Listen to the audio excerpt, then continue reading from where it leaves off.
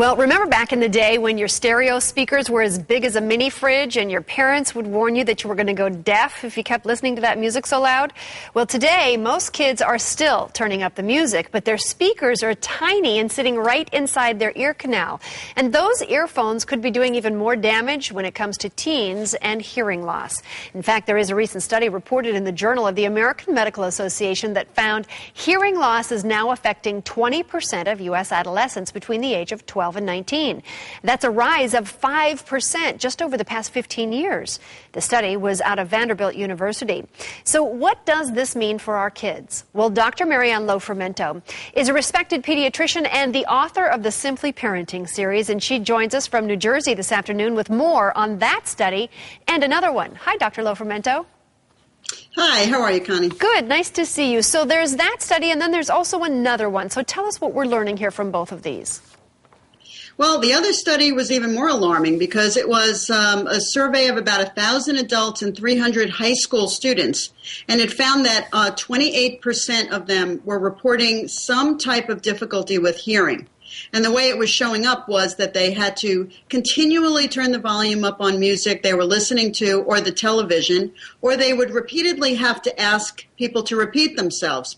And we're kind of used to this in older people, but not in high school students. And that's where the alarm has come in, like what is going on now causing this rise in hearing loss or hearing difficulties in teenagers. So we know that volume then clearly is a huge factor here. How much of a factor is it? And are there other factors like maybe the length of time we listen to music that are causing problems to the ears too? Well, volume is the number one concern. Number two is that these kids have these headphones in all day long. If they didn't, they're walking around the streets with them, they're doing their homework with them. And it's not just the time and the volume, it's also the fact that these speakers, those little tiny headphones, are made now so well that they can put a concentrated amount of sound directly at the eardrum. And that, some researchers are thinking, is causing a big part of the problem. The headphones are just too good. Too good and too close to the ear. I remember we actually were having a discussion about this, and we were saying, you remember when you were a kid and the speakers were so big and you could hear the pounding, the vibration on your chest when you listened to it. Right. Now you're getting that vibration right against your eardrum. Exactly, and that cannot be good for that tiny little eardrum. So the National Institute on Deafness and Other Communication Disorders offered 3 basic rules for limiting the amount of damage to a child's ear. What are those 3 tips? Okay, the first one is make sure you can have a conversation with your teen while they have their headphones in. Now, they may just be ignoring you, but we have to make sure that they actually can hear you.